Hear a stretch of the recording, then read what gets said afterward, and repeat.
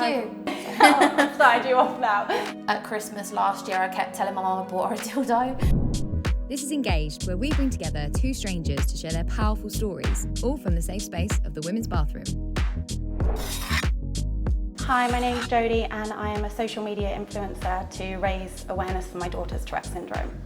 Next, if you keep your gut open. That's really interesting because I suffer with Tourette's. What's it been like kind of doing that with your daughter on social media?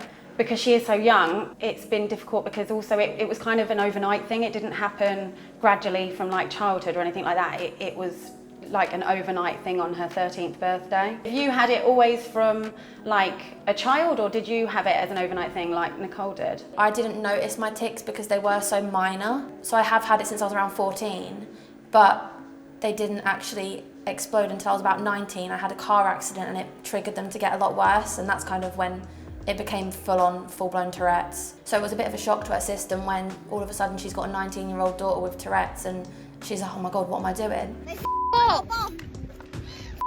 Yeah, as a parent, I can honestly hold my hands up and say it's a bit of a shock.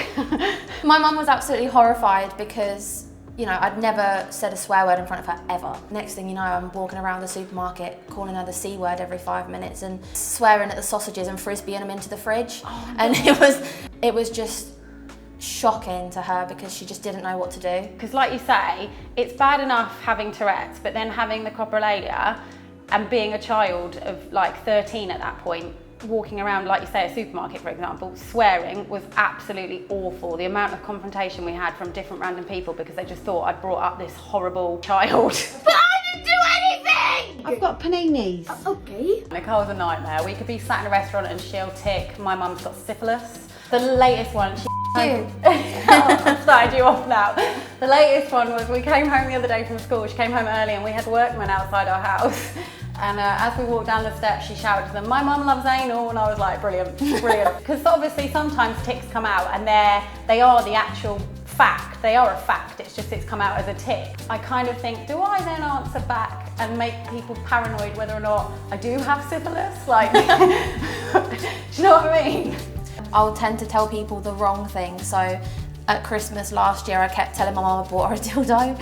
And I was absolutely horrified because that's not a sort of conversation me and my mum would ever have. And I'd actually wrapped one of her presents, I think it was a pack of pens or something, and it was that sort of shape. And I was like, Mum, it's a dildo. I was like, oh my God. I think it's just still getting into people's heads that you don't tick 24/7 because they can see Nicole or bump into Nicole because she's quite known now. If we bump into somebody that recognises her, because she's not ticking, they're like, well, you don't have it then. That's the one I smash home to everybody, that you don't tick 24/7 because it drives me nuts that people think you should. Yeah, I think that's definitely a stigma that is still very much attached, that people think that if you have Tourette's, it has to be constantly a certain way, and they'll say, oh, mate, are your tics severe? Are they mild? But you can't necessarily fit into a category because it changes all the time. Tiny little wing. Wing, wing. Becca, the only thing I would really want to ask is to do with, because you're obviously older and you said you had a job but you had to leave. My worries for Nicole is when she's older, what sort of job she can potentially have because of her Tourette's. Are there jobs that you feel that you would be able to do or not do, or? For me personally, I also have functional symptoms. So I have dissociative seizures as well. Like, I have qualifications. I was a qualified hairdresser, but obviously not ideal having scissors near someone's head.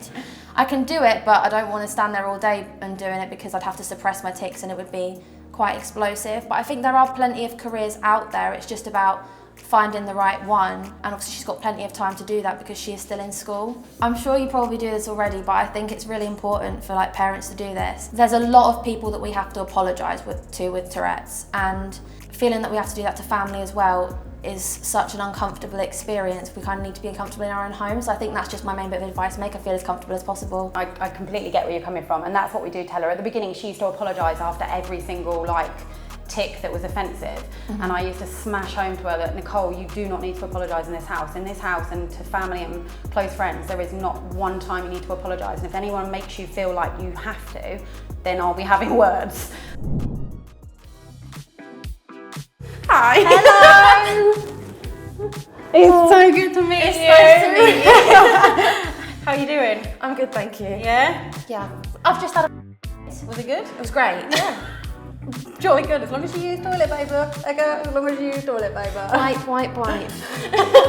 It's nice to be able to talk to somebody who is like a few years away from where Nicole is, to be able to see how you're coping with life. For me, it's nice to see someone so supported when they're younger, because I didn't necessarily always have the support that I wanted from school and stuff like that. It wasn't just with the tics, but mental health in general as well. Yeah. So it's nice to see someone that is being so supportive of their daughter, which is really nice. Thank you.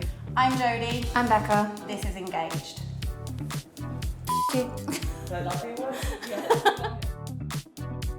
Look who I bumped into. That's it, we've met now. We now need to meet with Nicole as well and let tics run wild. Oh God, it will actually be really manic. Yeah, it would be a little bit crazy, wouldn't it?